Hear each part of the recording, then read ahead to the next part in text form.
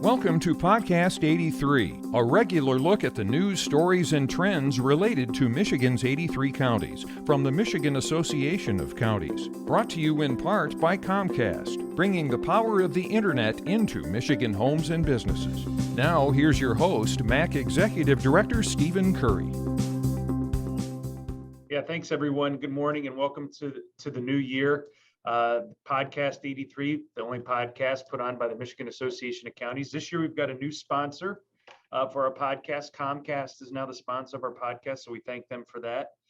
Today we're going to touch briefly on the state of the state.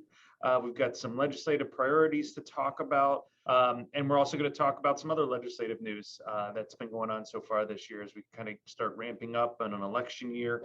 So we've got Deena Bosworth, our Director of Government Affairs here. Megan Kite is normally joining us, but she is on vacation, so we wish her the best. So Deena, quick, why don't we talk a little bit about the state of the state? It was a little bit shorter state of the state than we've seen in the past, about 20, 25 minutes.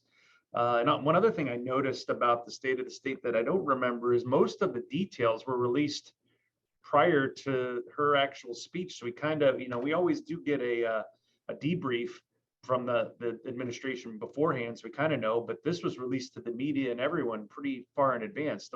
Wouldn't you say that's pretty abnormal? I thought it was abnormal. I mean, usually there are times, and it depends on the governor, but there are times that we get, full-blown detailed briefings, and times we get something at the very last minute. But this was odd. This was, putting it out there to make sure she maximizes news coverage. And that I think that was fantastic. There were some moves in the legislature yesterday, I think, sort of jumping ahead on tax cuts to maybe take some of the wind out of her sails from her state of the state address. Not maybe, it was just a coincidence. Maybe they were tied together. But I think that it may not have worked in her benefit to release so many details ahead of time. Yeah, why don't we talk a little bit about what were some of the highlights from her speech? There wasn't a ton that affects counties. There are a few things, and then some other things that were just are good to talk about. Yeah, I mean, a typical state of the state fashion, this is what I've accomplished over the last year. This is the direction that we've gone in. We've invested, tried to invest money in roads and water. She called for, and talked about the electronic vehicle deal that was made with General Motors, which is fantastic news for, the Oakland County area and for the Ingham County area, all those jobs and the investment. So it kind of puts Michigan back on the map on EV. I think that was a really big feather in her hat to talk about yesterday. But aside from accomplishments, she focused on mental health, which is absolutely needed in the state, getting more healthcare workers and trying to create a program for that. She talked about, increasing the earned income tax credit for working families. She talked about getting rid of the pension tax, all, very popular ideas. Now I kind of have my opinions on that, but, all popular ideas, but are going to, win over the general public. And it's an election year, so that had to be anticipated. Right. Well, moving along, let's talk a little bit about some of the things we're going to be focusing on in the next, 11, 12 months of the year. We've got some updated priorities. We had some great success last year with some items. We had, obviously got 4-year county commissioner terms passed, something that's been worked on for a while. We've got the 911 funding sunset extension extended, so that next gen 911, which is very important, will be funded going into the future. Let's talk a little bit about some of the other items we're going to be looking at over the next few months, Deena. Yeah, absolutely. And I will say this, just to step back to the state of the state a little bit, there wasn't a lot in there, like Steve said, for counties. But what we're hoping for is more information when she does her budget presentation in a few weeks. We all know we're sitting on billions of dollars, not just federal COVID relief dollars, but we also have infrastructure dollars that are going to come into the state, and then a huge surplus in the state's general fund. And when you're looking at that much money I hate to say this, but it's difficult to decide what to do with those funds. And so I think that in her budget presentation, she's going to have to establish real priorities on how to allocate that.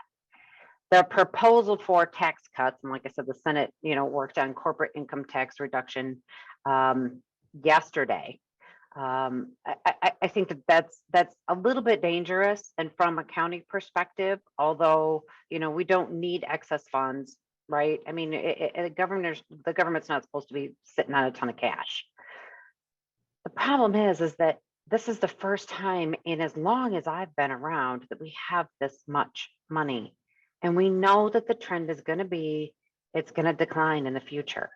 And so eroding our financial base is a little bit of a concern. So that brings me to our first priority. No, that's not our first priority. Our first priority is the Open Meetings Act. But I do want to talk a little bit about revenue sharing real quick, and I'll just skip that one when we get down the document to talk about it. But what we're really looking for on revenue sharing, and as part of her budget proposal, is a significant increase for county revenue sharing. We talk about this all the time. We've been fortunate enough since 2015 to not have to face any cuts. And we've had small increases since then. The problem is that our increases are not keeping up with inflation. And we know that inflation is kind of going through the roof right now. So in the budget presentation, we've asked the governor and the state budget office to give us a significant increase in county revenue sharing, to just get us back, start getting us back to where we really should be. Problem is they consider what we got in 2015 to be fully funded without inflationary increases, which I think is misleading. We've talked about that how many times, Steve? So we're asking for an increase in that. We're asking for to get rid of that county incentive program. Some of you are familiar with it, some of you are not. This was established in the Snyder administration, where they wanted local units of government to be more transparent, to put on your dashboard what, to create a website dashboard, kind of measuring how well your county is functioning financially, what your budget is, how far you're funded. Problem is they tied up part of our revenue sharing into that. Department of Treasury doesn't have time to look at all of those. They need to check the box, make sure that you still have your website, your citizen's guide, you're talking about your budget, and then they give you your other 20% of your revenue sharing. But it's a constant back and forth in paperwork. So we're asking to get rid of that. But as far as financial stability goes, we're also asking for a revenue sharing trust fund. And Representative Verheulen out of Kent County several years ago had a bill for us that would have established a revenue sharing trust fund that would at least secure a little bit better our revenue sharing going forward in times of a down economy and down revenue. Our expenses don't go away when the economy takes a dip. Our services are actually even more in demand. So we're looking for that in the budget presentation. Cutting general funds, I don't know if that's going to get it, what we need, but yeah, I think, touch on what Deena said. I think it's important, when you do have a surplus of funds, it's important to analyze those funds and make sure we know where those funds are coming from. And if they are one-time funds, then there should be one-time cuts, not ongoing cuts that could potentially affect future budgets negatively. So I think that's, one thing we're very sensitive to. So let's talk a little bit about some of our other priorities, Deena. Open Meetings Act is something we've heard from some of our counties on wanting to get back to a certain place where we were pre-COVID. I don't think it's a ridiculous request to kind of go back to where we were before. Why don't you talk a little bit about that? Yeah, thanks, Steve. This is absolutely a hot topic in Lansing, and it's a hot topic because we're jumping up and down, really trying to get some attention to it. As you know, you were able to declare a state of emergency up through the end of 2021 that would allow you to participate and vote remotely. You are no longer allowed to do that. The only way that you can do that, participate remotely, is if you're in the middle of a military deployment. That clearly doesn't work, especially now when we still have the pandemic going on. Prior to the pandemic, though, you were allowed to participate and vote remotely if a quorum was present. That's at least where we're trying to get back to. It makes a significant amount of sense. I have heard story after story of local units of government not being able to get their budget passed or not being able to take critical votes because someone is in the hospital, someone's at a funeral, someone's quarantined with COVID and they're not allowed to come in. That is really crippling local government's ability to get their job done. Especially now in this day and age when we're all used to Zoom and you're all on here on Zoom, you're fully capable of doing it. You know, I don't see anybody else's camera on, but if you had your camera on, I could see you and talk to you. So that's what we're trying to do. And We're again, getting a little bit. Deena, it comes down to a local control issue too. You know, if a county wants to do it, they can allow it. If they don't want to. And we saw that pre-pandemic is that some counties did want to allow for remote voting if a quorum was present. Others did not, so they didn't want to do it. And I think counties did a very good, and local governments did a very good job of kind of managing that on their own. Absolutely. Absolutely, they did. Yeah, some allowed it, some didn't. And that's completely up to those individual entities. I mean, they've passed some exceptions already for agricultural purposes, like bean council. I don't know what it was. But they have not been willing to do it for local government bodies. I think the conversation really is kind of ramping up, though. We've made our case. We're really focusing on the House. Spent some time talking to a Senate office last night for the state of the state and maybe some potential changes to the act that could get us back to at least some form or some limited form of remote voting so that we can continue on with government services. So stay tuned for that. There's not a specific bill that does exactly what we want. There are no real commitments yet to get a bill moving, but I do have commitments to talk about it. And Megan's done a great job really pushing the House to get this on their radar screen. Great. All right, let's move on to court funding. You know, we had the 2019 Trial Court Funding Commission recommendations that came out a few years ago, had legislation introduced to kind of to make some of the changes that were recommended by that commission. Unfortunately, COVID hits, you know, everything kind of gets shut down. Those changes don't occur. So now we're butting up against another sunset, right? Yeah, October 1st of 2022, another sunset where we're not going to be able to, unless they extend it, we're not going to be able to charge user fees. Now, if they don't find a solution for court funding, we need the ability to collect that money. I can tell you that, you know, Representative Sarah Leitner out of Jackson County is a huge champion on this. Again, one of Megan's issue areas that she's worked extremely hard on, trying to get the legislature to move some significant reforms for court funding. But at the end of the day, we at least have to have that August or October 1st, 2022 extension or deadline extended. So that's absolutely at the top of our priority list. Yeah, that's something that's going to be important to get extended. So at least you know, we don't, the funding doesn't fall on our backs, and we can work towards those 2019 recommendations. Mental health, you know, this is something we've been talking about for a while, especially with some of the recommended changes out there. Don't want to spend a ton of time discussing it today because we've talked about it a lot, but of course we do support local and public system for mental health with some of the proposed changes out there. Those could impact the local control decision and move it to a private for-profit insurers that could control how those services are delivered. We continue to have those conversations with the legislators that have introduced those bills. So we'll continue to talk about it, continue to provide updates as it moves along. So talking about some of the other priorities on there, Derek, could you scroll down a little bit? Veterans property tax exemption. This is something we've worked on for a while. There's a bunch of different proposals. We've got finally some bill numbers on the one we see that could be the best for everyone, right, Deena? Absolutely. So excited about this. Senator John Bumstead's been working on this issue for years. And like Steve said, there's a bunch of different proposals out there on how to reimburse local units of government for their losses associated with this veterans property tax exemption. I want to state right off the get, we are not interested in taking this exemption away. That is not where we are. We want the exemption to stay where it is. We just think that the state decided to give away local revenue. The state should reimburse the locals for that lost revenue. We deal with property tax exemptions left and right. And one thing we do here in Lansing all the time on your behalf is try and protect your revenue streams so that you can do the work that you have to do. Senator John Bumstead's bill doesn't change the process for veterans at all. What it simply does is it allows them to come in like they do every year, apply for the exemption. And then when they apply for that exemption, the form that they fill out is going to go to the State Department of Treasury.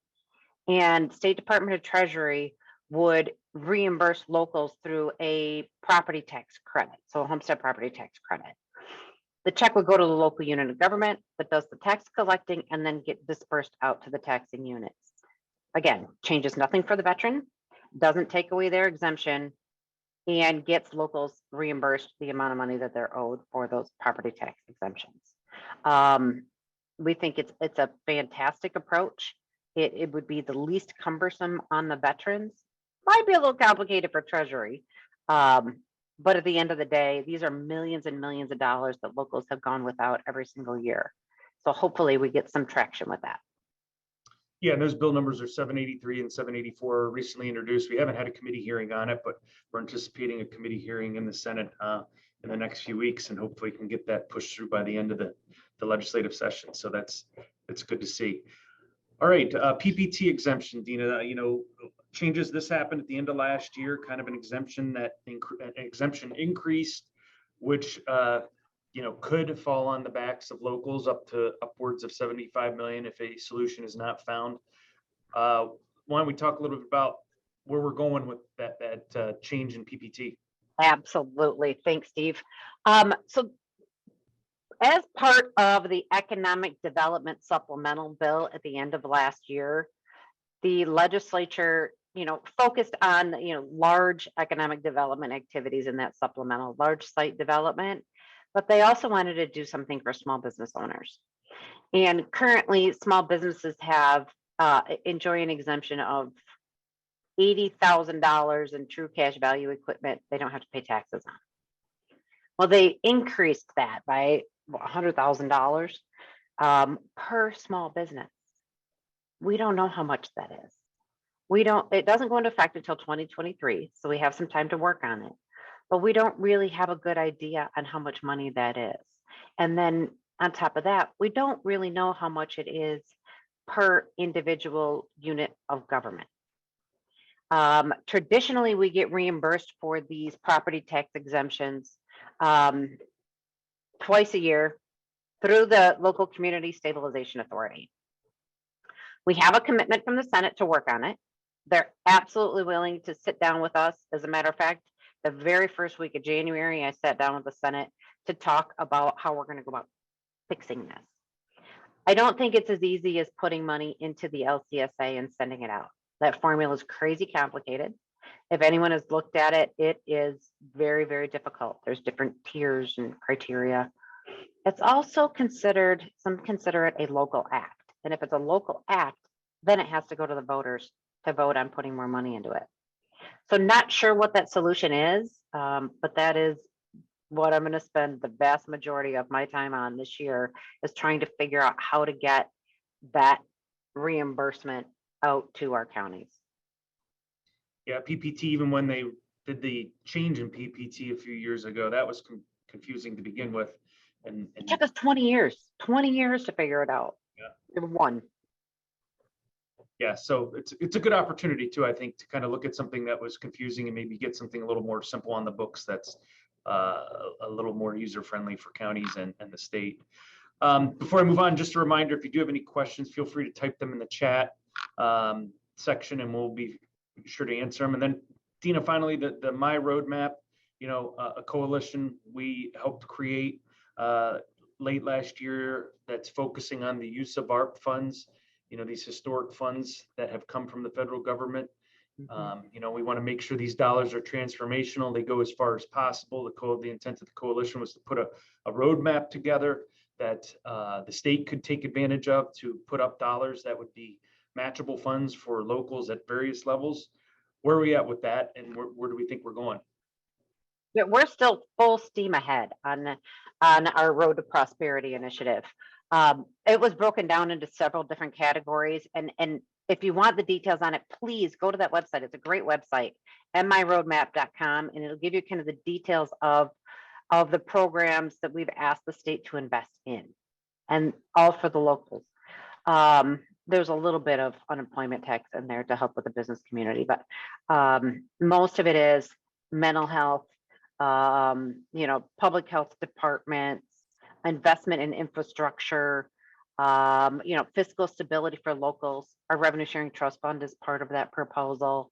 But public safety, goodness, a whole list of things.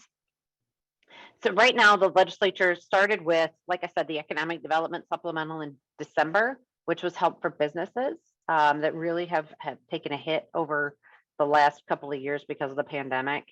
Right now, they're working on a health supplemental. Haven't seen the details of it yet, but hopefully that will get done shortly. They're going to switch then to a water and maybe an infrastructure supplemental bill. And a lot of line items in these supplementals are what we have in our Road to Prosperity plan. So we're feeling pretty successful about that. I know Derek has worked extremely hard with the coalition, trying to get op-eds out there, writing letters, really engaging and trying to communicate what our plan is. It's been well received, just not done yet. So again, way up at the top of our priority list. The entire goal is to get you guys more money, more of the state's allocation of those ARP funds that you can utilize in your communities to help expand some of the transformational projects you're working on. Great. Well, thanks, Deena. Thanks for going through those with us. Of course, the next step is we're waiting on the governor's budget recommendation. That'll kind of be the next cog in the wheel as we move through the year, and then we move through the budget process again, which we always do, and anticipate a potentially a July 1st deadline for a approved budget through the legislature. So that's kind of the way things will move through the beginning of the year. We of course have our legislative conference coming up the end of March here in Lansing, March 21st through 23rd. We do have the governor confirmed as a speaker. We also have some other great breakout sessions. I think you can see them on the screen right now. We've got some items on mobility, trial court funding, millages, DEI, cybersecurity, Opens Meeting Act update, opioid funding, Headley, state taxation, stress management. Obviously, with everything that's going on, that's an important topic. The future of the county workforce, that's something we've heard, we hear a lot of it in the media from a business perspective, trying to get workers to work, getting people to show up to work. It's been a problem for a longer time in local government. We've heard it from our counties. You look at some of the job openings across the state in county government, and it's mind-boggling the amount of jobs that are open. So we're going to have a topic or a breakout panel on county workforce, an update on how some counties are investing ARP funds from a couple of the consultants out there, and agribusiness, cultivating an agribusiness economy. So some great lineups there. The registration for our legislative conference will be going out this morning in about half hour, 45 minutes. So be on the lookout for that. We're looking forward to having everyone in person again. So that's kind of the update in the legislative conference. Deena, did you have anything else you wanted to talk about? Are there any, or if there are any questions, feel free to type it in. There's a couple things happening this week that I just want them to be aware of. Okay. Later this afternoon, Representative Bazat's bill that expands binding arbitration to corrections officers is up in Senate Economic Development Committee. We launched a phone to action campaign, I want to say earlier this week when we realized it was coming up. Thank you to those of you who have engaged and reached out to your senators on that. Very much appreciated. I know it's something that, according to our platforms, we have long opposed, but it's got traction. So I need all the help I can get to try and kill this. I'm going to testify against it later this afternoon, but it's already flown through the House with a significant amount of approval. I know that's going to make, if it goes through, it gets to the governor, I'm sure she's going to sign it. That will complicate your contract negotiations. I understand that. And I'm working very hard to stop it from moving, but that is what's up today. Yesterday, I testified on public notices. We're trying to just modernize the act a little bit, give you a little bit more flexibility, try and negotiate a government rate for all of the public notices you have to send out, and allow for, just like I said, a little bit more flexibility on the timing. There are some times that publications miss putting your notice in the newspaper. And then that derails the timing of all of your meetings. So if they're going to be allowed, according to Senate Bill 258 and 259, if they're going to be allowed to post that posting online, which they can do, they don't need legislative authority to do it. But if that's going to be part of the legislation, we want that to be able to count as the start of your time clock. So if you have a 14-day notice period, that 72 hours should be able to be, once they put it on the website, should start that clock. We'll see how that goes. I think we were successful yesterday in stating our case. So hopefully we get that amended and modernize that act. Yeah, so thanks, Derek, for pulling that up. So of course, if you didn't see the email requesting some help for that phone action, you can go to our website, micounties.org, go into our advocacy center, and you can see we've got various items on there. This one is the binding arbitration one, where you can click on add your voice, and it'll kind of walk you through how to really easily kind of get in contact with your legislators on that issue. So please help us out with that. We appreciate it greatly. Well, with that, and if there are any questions, we'd be happy to answer any questions before we sign off.